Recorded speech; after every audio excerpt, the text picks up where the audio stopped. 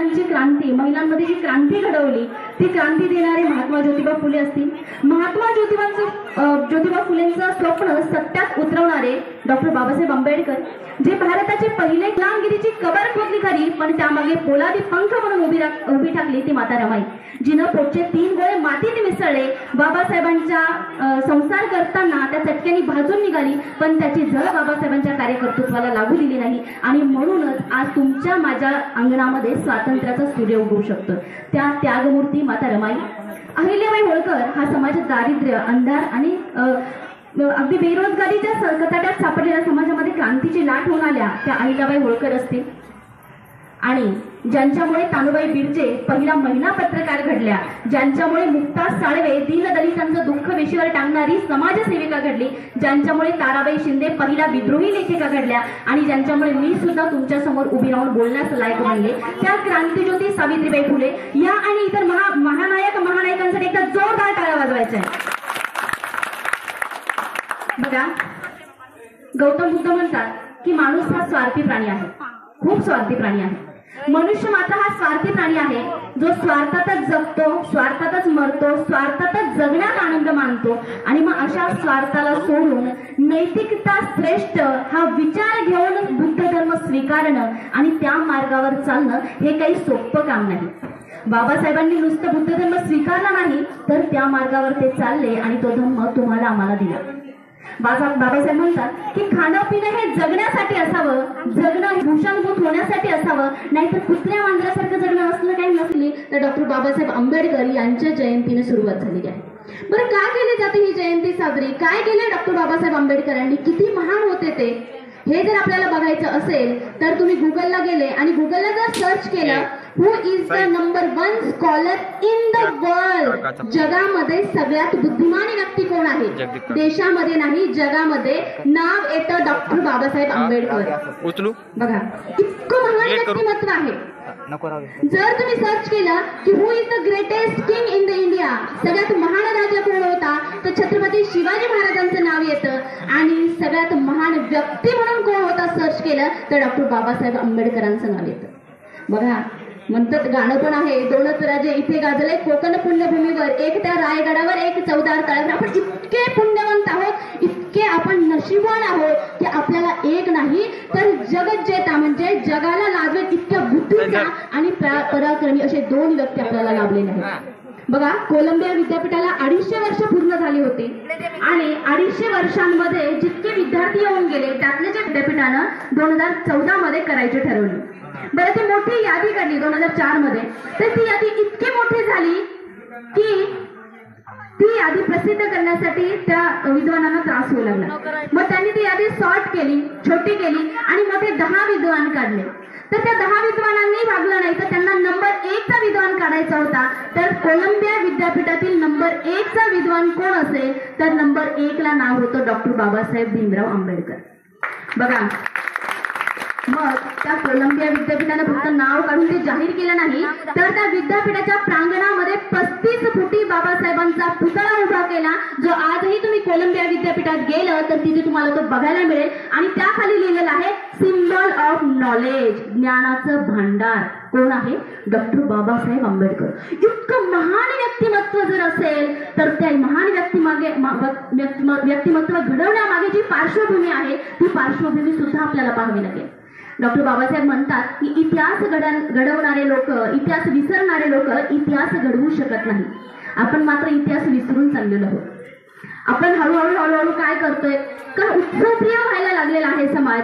आणि म्हणूनच आपण बाबासाहेबांच्या विचारांना तिलांजली तर देत नाही ना, हा प्रश्न आपल्याला निर्माण होतो. पण बाबासाहेबांनी जे काही मिळवलं ते काही सहज साध्य नव्हतं. बाबासाहेबांचे वडील सुभेदार होते, मिलिटरीमध्ये सुभेदार पदावर होते. त्यांना वाटलं की पोरं शिकले पाहिजे, कारण आपला समाज अस्पृश्य समाज, ज्या जातीत जन्माला आलं त्या जातीत जगणंही मुश्किल आहे. पोरं बाळे शिकले तर काहीतरी नोकरी धंदा करतील, आपल्या पोटापाण्याला लागतील आणि त्यांचं कल्याण होईल. म्हणून ते साताऱ्यात आले. डॉक्टर बाबासाहेब फक्त 5 वर्षाचे होते. साताऱ्यात आले. सुभेदारांना पगार होता फक्त एका दुकानात, एका कंपनीत ते स्टोअर कीपर म्हणून लागले. फक्त 40 रुपये पगार होता. त्या 40 रुपयात काय करायचं तर घर चालून पोरांना सुद्धा शिकवायचं, हे स्वप्न घेऊन ते आले होते. ते साताऱ्यातील सगळ्या शाळांमध्ये फिरले, सगळ्या शाळांच्या पायऱ्या झिजवल्या, कुठेही बाबासाहेबांना ऍडमिशन मिळत नव्हतं. एका शाळेमध्ये बाबासाहेबांना प्रवेश मिळाला, पण तो प्रवेश फक्त शाळेत मिळाला होता, वर्गात मिळाला नव्हता. प्राध्यापकाने अट टाकली की बाबा जर शिकायचं असेल तर तुम्हाला पायरीवर बसून शिकावं लागेल, दाराच्या बाहेर शिकावं लागेल. बाबासाहेब शिकले. त्यांना त्या बुटांची धूळ दिसली नाही, त्यांना त्या चपला दिसल्या नाही, त्यांना ती चपलांची घाण दिसली नाही, चपलांचा वास आला नाही. त्यांना फक्त फळा दिसत होता, फक्त फळा दिसत होता. आपल्याला अर्जुनाचा निशाणा माहिती आहे, पण बाबासाहेबांचा निशाणा तो फळा, तो मात्र आपल्याला कोणी आजपर्यंत सांगत नाही. बघा, त्या फळ्यावर एकदा गणिताच्या मास्तरांनी गणित सोडत होते. गणित सोडत असताना त्यांनी पोरांना विचारलं की बाबा रे, हे गणित कोण सोडून दाखवतं, हात वर करा. अख्ख्या वर्गातून कुणाचाही हात वर येत नव्हता, मात्र वर्गात बाहेर बसलेल्या विद्यार्थ्याने हात वर केला. गणिताच्या मास्तरांना आनंद झाला. त्यांना वाटलं चला आम्ही शिकवलेलं कुणाला तरी समजलं. आणि मग त्यांनी म्हटलं की तुम्हाला येतं, मग एक काम कर, तू ये बरं. तो बाल भिवा फळ्याकडे पटकन आनंदाने धावला. तो फळ्याकडे जाणार तेवढाच सगळ्या वर्गात गलका झाला. मास्तर आमचे डबे आहेत तिथे, त्या डब्यांवर जर सावली पडली तर आमच्या डब्यांची ते डबे बाटतील आणि आम्हाला उपाशी राहावं लागेल, त्यामुळे याला तुम्ही फळ्याकडे येऊ देऊ नका. महाराजांना एक कळलं की त्या विद्यार्थ्यांपुढे ते जे मास्तर होते ते मास्तर हतबल झाले आणि एक लक्षात आलं की धर्मापुढे बुद्धिमत्ता सुद्धा फेल ठरली होती. बघा, धर्म हा सत्तेचं केंद्रबिंदू ठरू शकतो, हे आज सुद्धा आपण पाहत आहोत. मग त्या ठिकाणी बाबासाहेबांना हे कळून चुकलं की बाबा रे, आपण या सगळ्यातून जर बाहेर पडायचं असेल तर गुलामाला गुलामीची जाणीव व्हायला हवी. आणि जोपर्यंत गुलामाला गुलामीची जाणीव होत नाही तोपर्यंत तो पेटून उठत नाही. बाबासाहेबांनी हापशावर लहानपणी खाल्लेला मार असेल पाण्यासाठी, तर तो मार त्यांनी लक्षात ठेवला आणि 14 कळ्याचा सत्याग्रह तुमच्या माझ्यासाठी केला. आपल्या समाजाची अधोगती याचे 3 अडचणी आहे. एक आहे दारिद्र्य, दुसरा आहे मागासलेपण आणि तिसरा आहे आपल्या मनाचा कमकुवतपणा. मग दारिद्र्य दूर करायचं सगळ्यात आधी तर ते कोणी करायचं, तर आपल्या समाजातील पुढारलेल्या नेत्यांनी. बघा, मला दुर्दैवानं म्हणावंसं वाटतं, अनेक मैत्रिणींमध्ये राहते, अनेक संघटनांमध्ये काम करते, अनेक स्टेजवर जाते, तर एक अनुभव येतो की बाबासाहेबांचे विचार पुढे घेऊन जातंय कोण. ज्यांना आज बंगला मिळालाय, गाडी मिळाली आहे, अतिशय छान क्लासरूम ऑफिसर आहे, त्यांना काहीही घेणं देणं उरलं नाही. ते त्यांच्या शान शौकत मध्ये खुश आहेत. त्यांना का मिळालंय, कुठून मिळेल हे ते विसरले. गोरगरीब आपल्या पोटा पाण्याला कमवण्यासाठी महाग आहे, तो त्याच्या उदरनिर्वाहाचं साधन शोधत आहे. हा जो मध्यम वर्ग आहे, धडगूप वरही नाही गेला आणि खाली नाही, हा मध्यम वर्ग फक्त बाबासाहेबांच्या विचारांना प्रामाणिक आहे आणि तो हतबल आहे, तो काही करूही शकत नाही. बरं, एखाद्या नेत्याला किंवा आपल्या संघटनेच्या एका व्यक्तीला आपण खूप मोठं करतो, त्याच्याकडनं आशेचे किरण आपल्याला दिसतात आणि तो आपल्यासाठी काहीतरी करेल म्हणून आपण त्याच्यासाठी लढतो, मरतो, झटतो. पण तो कुठल्या तरी पक्षाच्या दावणीला बांधला जातो, कुठल्या तरी पक्षाचा सोनेरी पट्टा गळ्यात घालून त्याच्या मागे तो हंजी करत फिरतो आणि ज्यांनी आपल्याला मोठं केलं त्या समाजाला तो विसरतो. मग बाबासाहेबांनी सांगितलं की पुढे गेलेल्यांनी जर मागे राहिलेल्यांना हात दिला आणि पुढे नेलं तरी आर्थिक परिस्थिती जी काही आहे ती मात्र सुखावेल. त्यानंतर कारण बाबासाहेबांनी जर त्या काळीत विचार केला असता आजच्या नेत्यांसारखा की काही नाही, माझी बायकोची साडी, 2 मजली माडी, 4 चाकी गाडी, मी खुश आहे, लंडनमध्ये राहिले असते, फॉरेनमध्ये, आणि जे काही विद्वान आहेत टाटा, बिर्ला, अंबानी, त्या सगळ्यांच्या यादीमध्ये पहिलं नाव, कोट्याधीशांच्या यादीमध्ये पहिलं नाव डॉक्टर बाबासाहेबांचं असतं. फक्त त्यांनी अस्पृश्यांना सोड चिठ्ठी दिली असती आणि आपल्या विद्वत्तेच्या जोरावर ते बायकोला घेऊन फॉरेनला निघून गेले असते तर. पण त्यांनी तसं केलं नाही. त्यांनी त्या कोट्याधीशांच्या यादीतून स्वतःचं नाव वगळलं आणि ते विद्वानांच्या यादीत जाऊन बसले. का तर ते तुमच्या आमच्यासाठी झटले.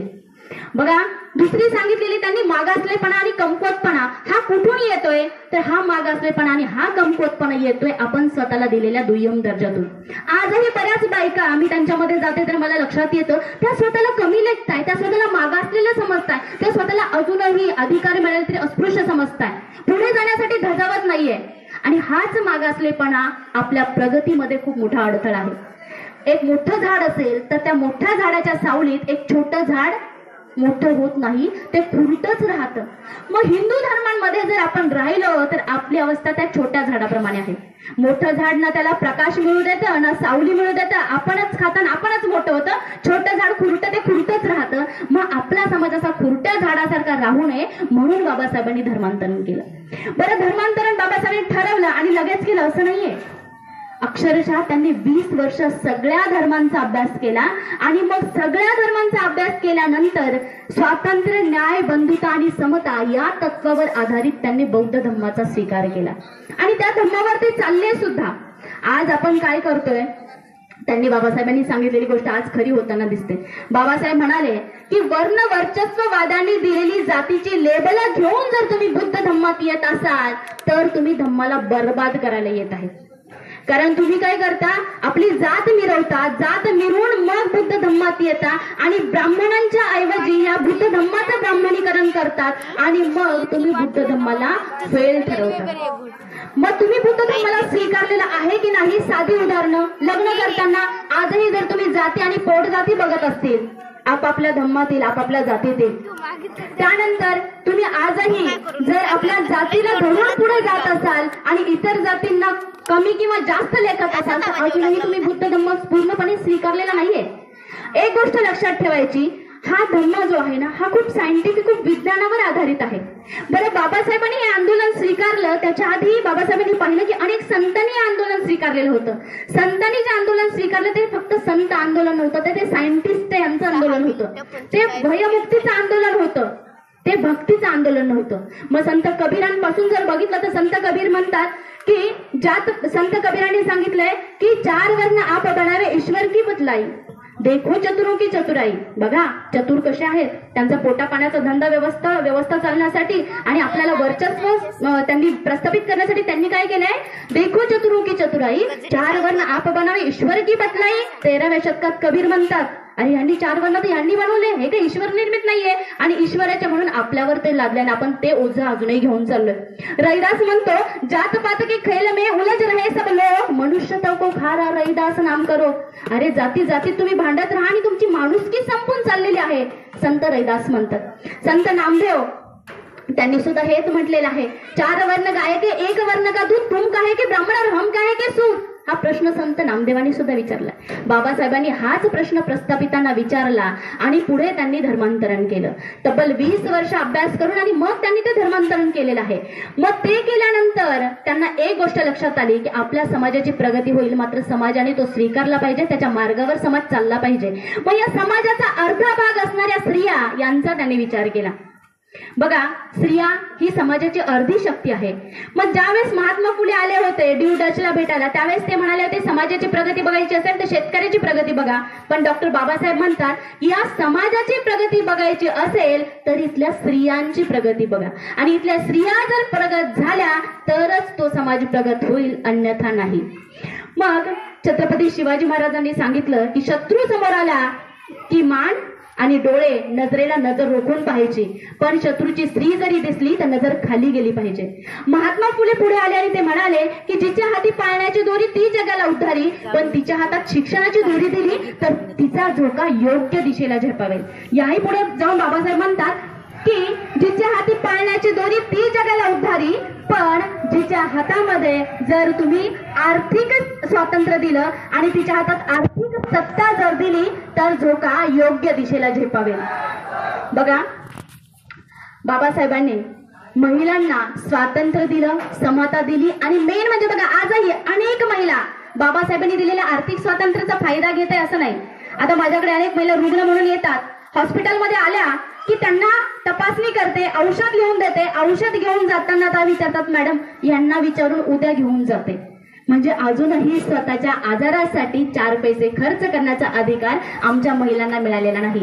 मग बाबासाहेब म्हणतात जर महिलांना आर्थिक अधिकार दिले नाही तर तुमची प्रगती होऊ शकत नाही. कारण आर्थिक नियोजन जितकं चांगलं महिला करू शकते तेवढं कुणीच करू शकत नाही. बघा, कारण त्यांना माहित होतं, रमाई त्यांच्या सोबत होत्या. बाबासाहेब ज्यावेळेस रमाई त्यांचा मुलगा ज्यावेळेस रमेश आजारी पडला आणि रमेश आजारी पडल्यानंतर बाबासाहेबांना त्यांनी तार पाठवली आणि रमेश आजारी आहे त्याच्या उपचारासाठी काही खर्च हवा सांगितला. तर बाबासाहेबांची उलट तार आली आणि सध्या मी पैसे पाठवू शकत नाही, कारण बाबासाहेब त्यावेळेस एका पावाच्या तुकड्यावर आणि पोटभर पाण्यावर दिवस काढत होते. रमाईला ही गोष्ट खटकली की बाबासाहेब पैसे पाठवत नाही, असते तर त्यांनी पाठवले असते, याचा अर्थ ते सुद्धा हलाखीच्या परिस्थितीत आहे. बघा, रमाईनं काय करावं, ती गोवऱ्या वेचत होती पण पहाटे अंधारातच गोवऱ्या वेचायला सुरुवात केली. नेहमीपेक्षा दाम दुपटीनं ती गोवऱ्या करत होती, त्या विकत होती आणि त्यातून पैसे जमा करत होती आणि तिनं बाबासाहेबांना तार पाठवून मनी ऑर्डर केली पैशाची आणि सांगितलं की तुम्ही फक्त तुमची काळजी घ्या, तुम्ही शिक्षणात हे करा, कारण आपल्याला या 7 कोटी जनतेला मुक्त करायचं, तुम्ही माझा विचार करू नका, मी सगळं व्यवस्थित करेल. 3 मुलं गमावली होती तिनं, तरी देखील तिनं मनी ऑर्डर बाबासाहेबांना पाठवली. बघा, परदेशात जाणाऱ्या अनेक महिला पाहिल्या, पण इतिहासाची पानं चाळली तर रमा ही एकमेव महिला आहे की जिने मनी ऑर्डरने आपल्या नवऱ्याला पैसे परदेशात पाठवलेले आहेत. त्यामुळे बाबासाहेबांना माहित होतं आर्थिक निर्णय महिला चांगल्या घेऊ शकतात. आता या ठिकाणी काही यंग मुली आहेत, तरुणी आहेत. तरुणींना संदेश देताना बाबासाहेब म्हणतात की each girl who stand up to her husband and claim to be equal and friend and not to be slave. नवऱ्याच्या बाजूने उभं राहा आणि सांगा तुझ्या मित्रासमान आहे, मैत्रीण आहे, पण तुझी नोकरानी नाही, गुलाम नाही. बाबासाहेबांच्या विचारावर चालणारे हे सगळे जर पुरुष असतील तर ते आपल्या बायकोला मैत्रीण मानत असतील तर ते बाबासाहेबांच्या विचारांवर चालत आहे. खरंच मानतात का? मानतात का? बायकोला मैत्रीण मानतात का? कामात मदत करतात का? आवाजच नाही येत आहे. म्हणजे बघा, हे सगळं गरजेचं आहे. कारण बघा, ज्या वेळेस बाबासाहेब बॅरिस्टर होऊन आले होते इंग्लंडवरनं, पहाटेची वेळ होती, 14 एप्रिल हीच तारीख होती 1923 मध्ये. पहाटे बाबासाहेब आले. आल्यानंतर रमाई त्यांच्या पायावर पडण्यासाठी पुढे सरसावल्या. तेच बाबासाहेब म्हणाले की जर पायाच पडायचं झालं आणि कर्तव्याची जर जाणीव असलेल्याच्या पाया पडायचं झालं तर मी तुझ्या पाया पडायला हवं. बघा, इतका थोर आणि चांगला विचार बाबासाहेबांचा आहे, पण आज जर आपण विचार केला तर त्या विचारांना आपण पुढे घेऊन जात नाहीये. संसारामध्ये जर बघितलं तर त्या दोघांनी जर ठरवलं असतं तर त्यांचा अतिशय सुखी संसार झाला असता, पण त्यांनी त्यांच्या संसारात अनेक खस्ता खाल्ल्या, कारण तुमचे माझे संसार सुखाने व्हावे यासाठी. बरं, बाबासाहेबांनी अनेक साठी म्हणजे काय केलं, अनेक कामं केलेली आहेत. बाबासाहेबांनी संविधानाचं निर्माण केले, त्यासाठी अनेक महिलांसाठी कायदे केलेले आहेत. हिंदू कोडवीर, ज्याचा उपयोग आज अनेक महिला करत आहे. भाऊ जर आपल्याला सांभाळत नसेल तर जाऊन आपण संपत्तीत वाटा मागतोय, वारसा हक्क मागतोय, आपल्याला समान नागरिकत्वाचा अधिकार असेल. म्हणजे मी म्हणते की परदेशी लोक जे महिला दिन साजरा करतात ना, तर त्या परदेशी महिला दिनाचा आपला काहीच संबंध नाही. कारण आपल्या इथे जर आपण महिला दिन साजरा करत असू तर ते फक्त आणि फक्त डॉक्टर बाबासाहेबांमुळे.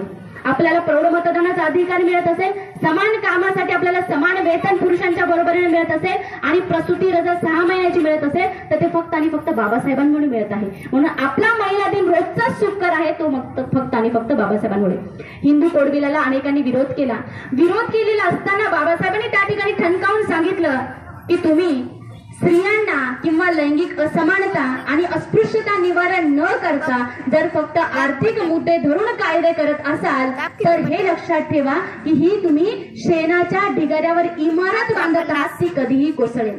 आणि त्या ठिकाणी त्यांनी पुढे लिहिलं पत्रामध्ये की हिंदू कोडविलाचा खून झाला म्हणून मी राजीनामा देत आहे. बघा, कायदे मंत्री पदाचा राजीनामा देणं काही साधी सोपी सहज गोष्ट नाहीये. म्हणायला सोपं वाटतंय. आत्ताच्या मंत्र्यांना विचार, ज्यावेळेस आपण शिका म्हणलं शिकलो, संघटित व्हा म्हटलं संघटित झालो, संघर्ष करा म्हटलं आपण संघर्षही करतोय, पण संघर्ष करताना आपण एकजूट होत नाहीये. संघटना खूप झाल्या, वामनदादा कर्डक म्हणतात तसं. संघटना 1000 झाल्या, नेते 1000 झाले, कुणा म्हणून मी आपले चेहरे 1000 झाले. तू पाहिलेली स्वप्न पूर्ण झालीत का रे बाबा? तुझ्या विचारांची माणसं मेलीत का रे बाबा? का होत नाहीये सिद्ध? बाबासाहेबांचा लढा अजूनही संपलेला नाहीये. तो लढा पुढे का जात नाही? का तर संघटना खूप झाल्या, आम्ही संघटित मात्र होत नाहीये आणि आम्हाला संघटित व्हावं लागणार आहे. कारण आज देशाची जर परिस्थिती बघितली तर संविधान बदलण्याच्या बाबतीत बाबासाहेब म्हणाले होते की संविधानाचा जर गैरवापर कुणी करत असेल तर ते संविधान जाळणारा मी पहिला असेल. आज संविधान बदलण्याच्या गोष्टी होत आहेत. आमच्या तरुणांच्या तळपायाची आग अजून मस्तकाला का जात नाहीये? आम्ही लढत का नाही? आम्ही पुढे का येत नाहीये? बाबासाहेब म्हणाले होते संविधानाचं गणराज्य सोपवताना संविधान चांगलं किंवा वाईट हे संविधान ठरवत नाही, तर त्याची अंमलबजावणी करणारे पक्षापक्ष आणि जनता ह्याच्यावर संविधान चांगलं किंवा वाईट ठरतं. त्याची अंमलबजावणी करणारे जर निर्लज्ज असतील, नालायक असतील आणि निष्क्रिय असतील तर संविधान वाईट ठरेल, पण त्याची अंमलबजावणी करणारे जर सक्रिय असतील आणि लायक असतील तरच संविधान चांगलं ठरेल. पुढे जाऊन ते म्हणतात की बघा, या ठिकाणी धर्मातील मूर्ती किंवा भक्ती किंवा व्यक्तिपूजा ही मोक्षाचा मार्ग असू शकेल कदाचित, पण राजकारणात जेव्हा भक्ती आणि व्यक्तिपूजा येते हा अधोगतीकडे घेऊन जाणारा मार्ग आहे आणि परिणामी भविष्यात देशाला हुकुमशाहीकडे घेऊन जाणारा मार्ग आहे. आज तुम्हाला काय वाटते, देश हुकुमशाहीकडे जातोय की नाही? आज लोकशाही आहे, निवडणुकांची धामधूम आहे आणि मग आज प्रत्येक नेता येतोय, एखादी बाटली देतोय, 4-5 हजार देतोय, एखादी साडी देतोय आणि मग आपण बाबासाहेबांच्या विचारांना तिथेच विकतोय. बघा, देश हुकुमशाहीकडे जातो. या ठिकाणी संभाजी भगत यांची एक शायरी आहे. ते त्या शायरीमध्ये म्हणतात, ए हिटलर के साथी, ए हिटलर के साथी जनाजों की बाराती, ए हिटलर के साथी जनाजों की बाराती, वो पूछते नहीं है इंसान कौन है तू, वो पूछेंगे तुझे तुम्हारी धर्म और जाति. तुम गलती करोगे आही भरोगे, जालिम का जमाना आइला रे भाई, इनसे बच के तू रहना रे भाई, कोई दिल्ली में बैठा है भाई, कोई गल्ली में बैठा है भाई. आपल्याला वाचून राहायचंय. बरं, कोणापासून वाचून राहायचंय? ज्यांना आपण मोठं केलेलं आहे त्यांच्यापासून वाचून राहायचंय. चूक कोणाची आहे? आपली आहे.